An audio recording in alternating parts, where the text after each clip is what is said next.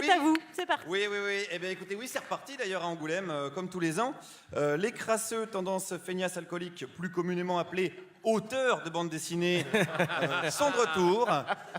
Heureusement, calmez-vous, je suis là pour rendre hommage à cette belle ville que Thomas Bidegain vient de souiller de ses jeux de mots pathogènes.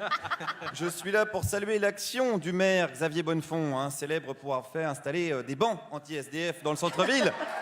Voilà, voilà. Voilà un homme de solution comme on les aime. Dans la catégorie nos élus ont du talent. C'est une ville adorée par ses habitants. Moi je le sais parce que je suis allé ce matin sur le marché et j'ai d'abord rencontré Jackie. Alors Jackie, c'est un petit peu le chef occulte du marché. C'est le Dark Vador de la cagette d'endive en promo. Jackie, il m'a parlé de cette belle cité d'Angoulême. Qu'est-ce qu'il aime? Tout, c'est joli, c'est beau, il y a les femmes, il y a tout. Il y a des femmes à Angoulême? Oui, je les attrape tous, moi. Vous êtes un petit peu le tombeur d'Angoulême. Voilà, c'est ça, c'est ça. Du coup, si vous étiez un personnage de BD, vous seriez qui à votre avis? Milou. Oui, je vois pas le lien. Je vois pas le lien. Les mœurs sont bizarres quand même chez vous. Hein. Bon, qui sommes-nous pour juger après tout? Les soirées sont longues, parfois en Charente. Tiens, puisqu'on parle de chien, un autre monsieur se projetait dans un chien. Enfin, se projetait dans un chien. Oui, oui, calmez-vous quand même. Bande de malades. Bon, il s'imaginait en chien de BD. Lequel? Le chien, qu'est-ce que c'est Un chien. Plan, oui. Remplan-plan? Oui, c'est un personnage de BD, non? Attendez, vous seriez vraiment Remplan-plan? Ah, moi, oui, je suis à la retraite. Oui, c'est logique. Alors du coup, oui, oui, oui. Il est à la retraite, il aime Remplan-plan. Hein. S'il avait été fan de rock, il aurait voulu être Johnny Jumper, bien évidemment.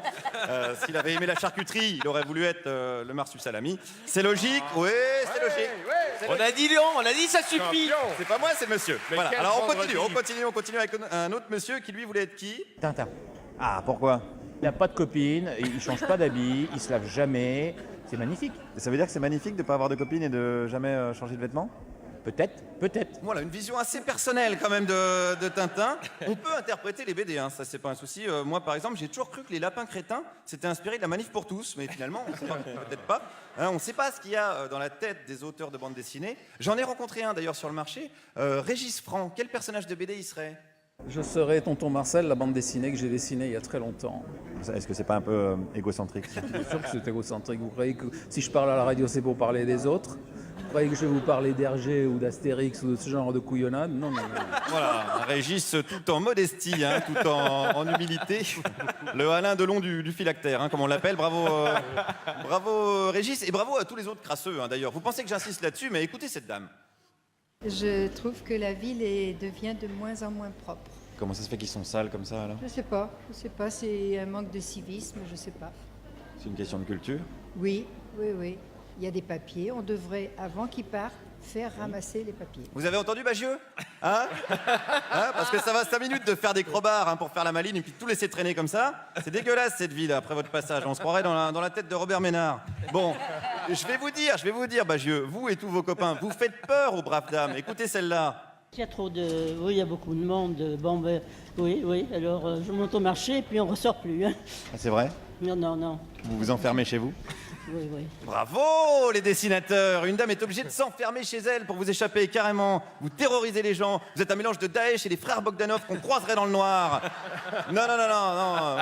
Moi je le dis, c'est pour vous, hein, ça va mal finir vos conneries. Hein. Les gens n'en peuvent plus. Tiens, retournons voir Jackie. Moi, personnellement, je trouve que la BD, bon, ça nous fait beaucoup de défauts, parce que les gens ne peuvent pas se garer, ne peuvent pas venir chez nous. Donc pour l'instant, ça nous met un petit peu dans la merde. Ouais, donc c'est de la sale race, le dessinateur de BD, vraiment. Oui, mais il faut bien que les gens de la BD vivent aussi.